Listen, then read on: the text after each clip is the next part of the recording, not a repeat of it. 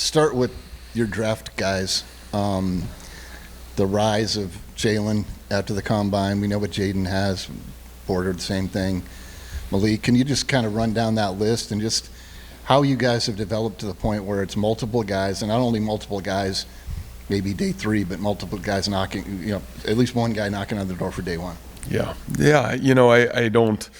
I think so much of that is a credit to those young men, right? I mean, we're really the beneficiaries of young men that have come here with a great love for football and guys that have really risen to some of the best players at their position in the world. And that part's obviously a blessing to us that, we've been able to get so many great young men that have really come in and been able to collectively become their best. And I mean, I know you guys have been on me about like reach your full potential and become the best version of you, but I mean, I think you've seen that happen in our football program now over 10 years. And, I think this group, you're probably 4 or 5 guys that maybe can be drafted in the top 100, in the next couple of days. I mean, it's really impressive. And, for Jalen Noel, what he's done here in his career has been incredibly impressive. And then to watch his maturity to attack the moments, because when you leave, boy, the Senior Bowl's big. And boy, the moment of,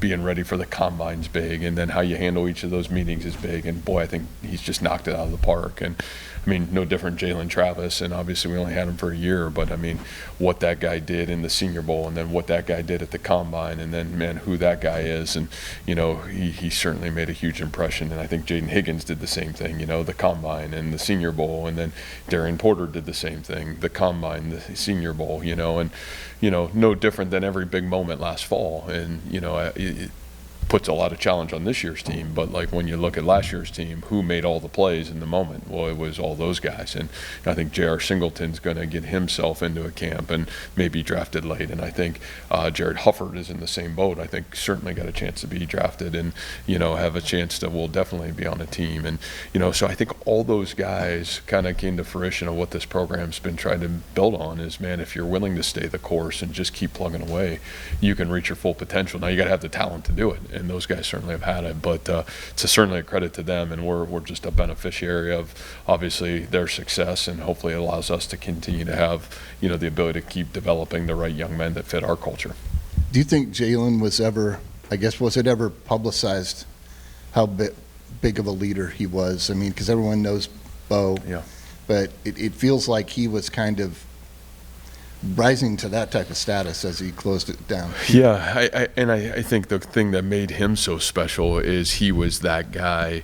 I think I've told that story, for whatever reason that year in 21 when he came in, that winter we had all the incoming players with a veteran player on our team, and just so happened it was Brock that was his training mate through January, February, March, and I remember watching those guys running, down and backs across the field, and I'm just like, man, watching his competitiveness at a young age. And I think he had a really great mentor early, and I think the one thing about Jalen Noel is he always knew who he was. He was never trying to be somebody else, and man, I think he was on such a great mission to impact his family and make a difference in the lives of others. And you're right, by his senior year, I don't know, between him and Bo, I don't know if I've ever seen 2 authentic leaders that were selfless, didn't care how many catches he had. His whole thing was how could he impact the team and impact winning, and from the way he blocked to the way he returned punts to the way he caught the football in big moments for our football team, he was really special. In the past couple of days, you guys have added a couple linemen, Austin Barrett and Derek Jensen. Was that position an area you felt you wanted to shore up a little bit, and what do each of those guys bring?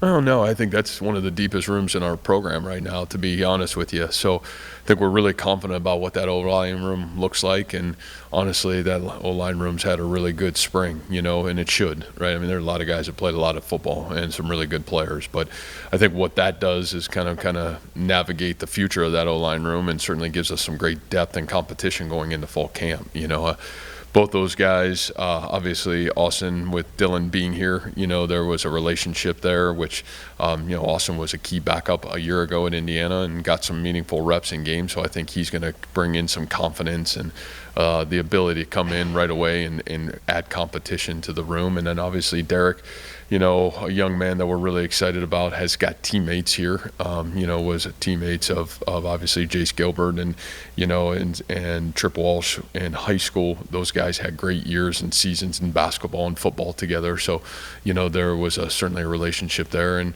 obviously he's been through a lot. I think that's been well documented, and it'd be great for him to kind of get a fresh start here with us in our program. But I think both those guys have great talent and ability, but they're also joining a room that's really talented right now and got great ability. So we're excited and honored that they chose to come here and be a part of our program, but we're certainly really excited about where that O-line room is right now too.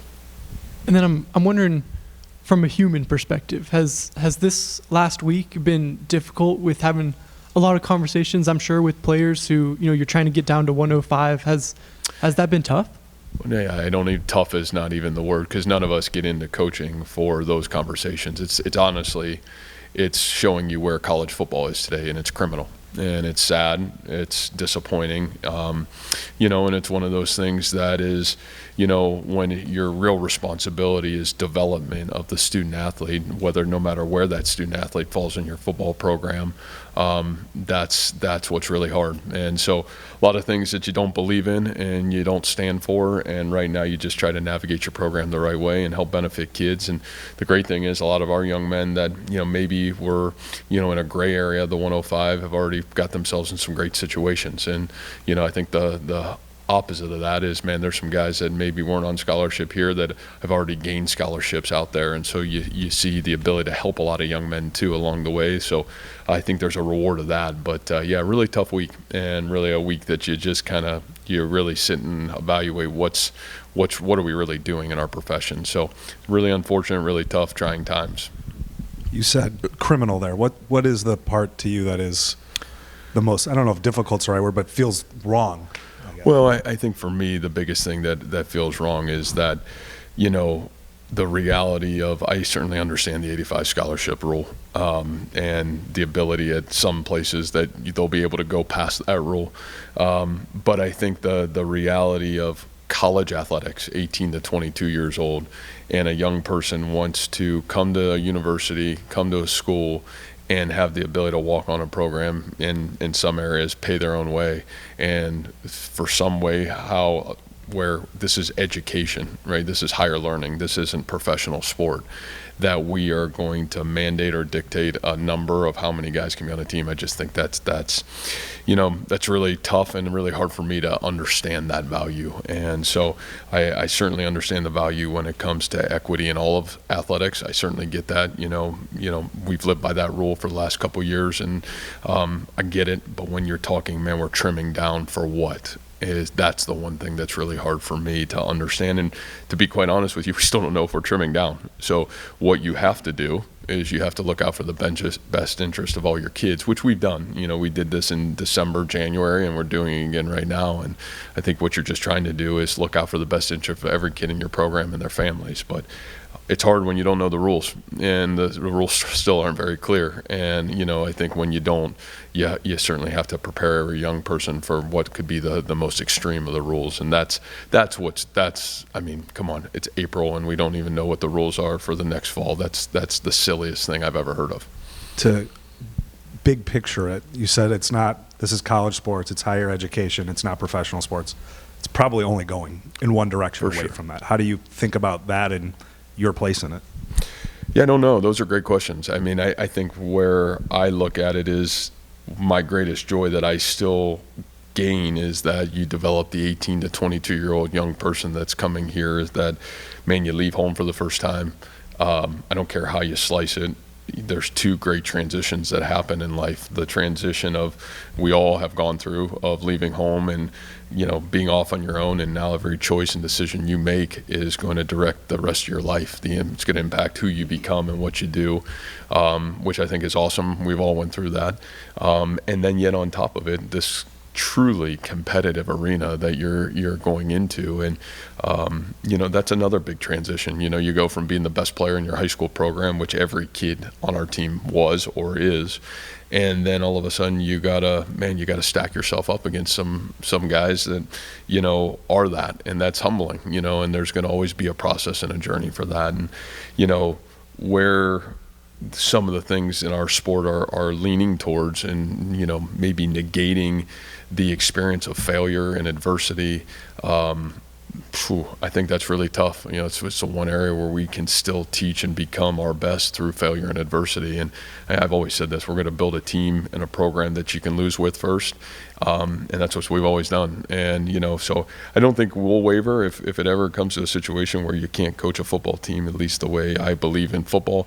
Then it is what it is. But I think right now that's one of the great things about being here, and it's certainly been one of the great things about our staff and everybody that supports our staff around here, is we haven't wavered in at least how we build football programs and the people we build our football programs with. So as tough as some of those conversations are and what's going on around you, at least in the current state of affairs, we've still been able to build team. I guess in that same vein, when you see some of the, let's say, dramatic headlines and situations from across the country, transfer portal, NIL, what are your thoughts, and how have you guys been, at least from our perspective, been able to avoid situations like that?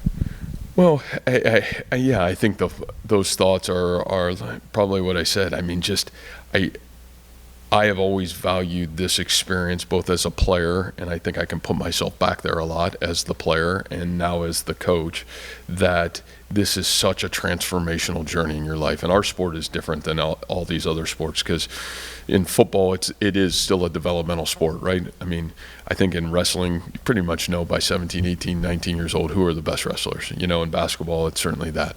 Football, man, you don't know. It's a developmental sport, and you can. That's why the draft is. You're going to turn on the draft on Friday night, and whoever gets drafted in the first and second round, they weren't the 5-star guy that came in, and they're not all going to be that, right? And then some of them are for sure, but that's not the way of the world. And I think that's what still makes our sport really special, is you really don't know, and so I think, in all honesty, from my end of it, we've never wavered in our belief of development and recruiting the right humans here, the right people, and not, believe me, we're not perfect and never have claimed to be perfect in that process.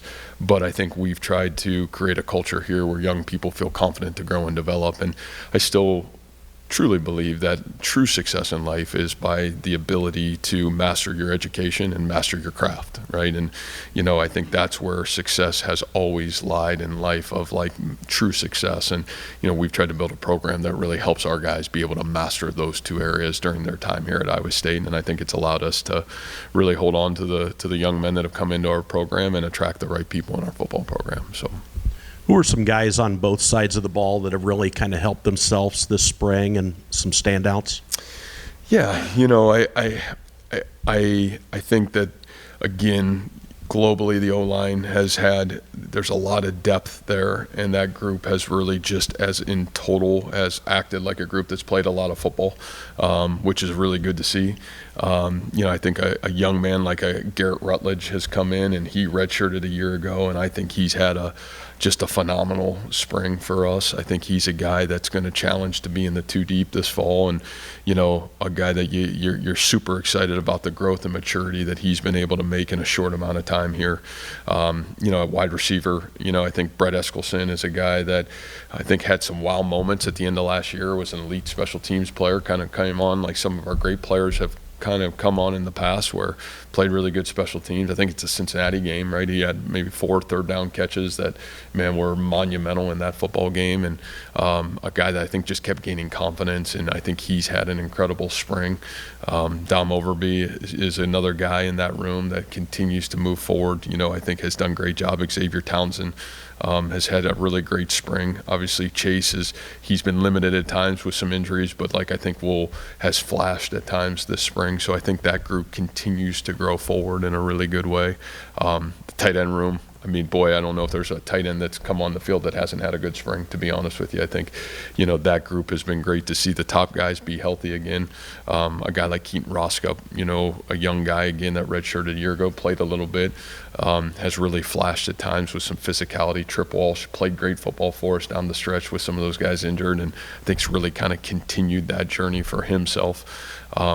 So I'm really excited about that. The quarterback room, I thought Mobes had, kind of up and down early, and I thought he's really been consistent lately, which has been great to see. I think he continues to grow forward. Alex Mansky's getting healthy, has been able to, first time, been able to like throw some 7-on-7, which we didn't even think we'd be able to do this spring. That happened last week, which was awesome to see for Alex's standpoint, and be able to get back out there. Obviously, he's got great talent. Still a lot of work to do in getting himself back in there. At tailback, I thought that room's been really good this spring. I think to me, one of the guys that's been a wow is River Peppers, a young, talented tailback. He's really flashed in the running game and the passing game and done some really great things. And obviously, what you got at the top of that has been outstanding. And so those guys have done a great job. Flip over defensively. I've been really happy with the corner room. I think that group is going to continue to have to mature as we go through the summer and be ready to play. But obviously John Tez has done a great job leading. Trey Bell's been impressive in terms of what I've seen. Quentin Taylor's a guy that, as a redshirt freshman a year ago, that redshirted, that's been super impressive so far this spring, and I think he's got a really bright future in front of him. So I thought that group in general has really played good football. Eddie Lemos, a young guy that's played a lot of special teams and, has shown up in some nickel situations and some different situations. That's been great. D-line was banged up, for a lot of the spring, but it's been good to get some of those guys, back. Von Troy Malone has been impressive, a young man that had transferred in here from Tulsa. Thought he had a really good spring for us and really developed. Cannon Butler's been in and out from a physical standpoint, but the last 2 weeks has been in, and you see him just growing by the day. I think Ike is a guy that's ready to explode onto the scene. I think a guy that is played good football a year ago, probably should have played more, and a guy that's really kind of had a great offseason and really had a great spring. So I think has done a great job. Trey Verdone's shown up and had some flashes, which has been really great to see. The linebackers, is as good of a group as we've ever had. You're talking 3 deep at every position almost, where you got guys that have started games and played a ton of football. It's been really impressive. I am really proud of Will McLaughlin. Will had a really tough road a year ago, and I think he's been elite this spring. Carson Willich has got back on the practice field a little bit, which has been awesome to see, get some live reps. I think he is a great leader in this program and a guy that, man, when he's on the field, we're just a different football team. And, Bake's close to getting himself back. But I think that room, boy, that's a competitive room right now. And those guys are playing at a really high level. Cale Brazina, obviously, back at it, Cooper Ebel. But that room's been great. And then at safety, I feel like that room's continuing to come into its own. I think when you look at that group, it's young and it's talented. I think there's some guys, Cummings Coleman is a guy that's flashed probably every single day from last fall camp to all fall to really all spring. He's a guy that's going to really challenge. Coop, I think, has had a great spring. Marcus Neal's had a great spring. It's been great. You didn't have Drew Surges a year ago. So I think that guy, we missed him in a lot of areas on our football team, and to have that guy back and healthy, I thought he's played really well. So I know I'm giving you a lot of names, and we by no means, we're not even close to being ready to play, but we got a lot of work to do. I don't know if we're tough enough. We'll find out in a long time to get there. We're certainly not very detailed right now, which we shouldn't be, but can we get there? We'll see, but it won't be for a lack of talent, in my opinion. I think we've got a lot of guys that are hungry to grow, but you got to remember all these guys are in brand new roles. These weren't the roles that they played a year ago, and there's a lot of expectations on these guys to step into these roles and be able to play. So we got a lot of work to do, but it's been a really fun group to watch kind of continue to grow and flash at times. Now can you be more than flashing? Can you be consistent? And it's going to take all summer and probably going to take us all fall camp to figure out if we're going to be a team that's going to be ready to compete at the level we want to compete at. You touched on a few of the guys that have dealt with a couple injuries in the spring. It sounds like those have been like day-to-day, week-to-week kind of things. Anybody that's out like foreseeable future going to linger into the fall, do you think? Boy, I hope not. I feel like that part of it, you didn't have Dom all spring, which was great. You'll get him back. You didn't have some of these guys just because they were at the end of the season, had surgery that, they dealt with injuries really the whole off season. But no, I think we're going to be in a great spot. That at least as of today, I think we'll sit at fall camp coming in as healthy as we can be, and certainly as healthy as we've been in quite a long time. Matt, with Benny Nagoye, obviously you have the blueprint with Darren Porter, who's made a similar conversion. But with Benny, how is he moving along with the position switch, and what has been your biggest advice or taking him through the process? Yeah, I think the fun thing for Benny is, when I went and watched Darian play in high school, actually the game I was at, he played corner quite a bit, but he was primarily the receiver on a really good Bettendorf team. And when you went and watched Benny play, it was almost opposite. Benny played a lot more defense and sparingly played at wide receiver. And so I think the thing that probably gives Benny a little bit of head start there at that corner position is just how familiar he is with it. He played a lot of 7-on-7 leagues. Darren was running track. Benny was a guy that was playing 7-on-7, and a lot of that 7-on-7 work was at the defensive backfield. So I think what Benny has is obviously a great guidepost in Darian's transition, but he also has a little bit of a head start because I think just the familiarity with, backpedaling, playing coverages, I think those things will really help him accelerate his process a little bit. And whenever we talk about Jaden and Jalen, it always feels like it's in tandem because they complement each other so well. But from your point of view, what separates them and makes them unique from each other as players and people? I say the biggest thing is selfless. Those two are really special because they do everything else without the football at an elite level.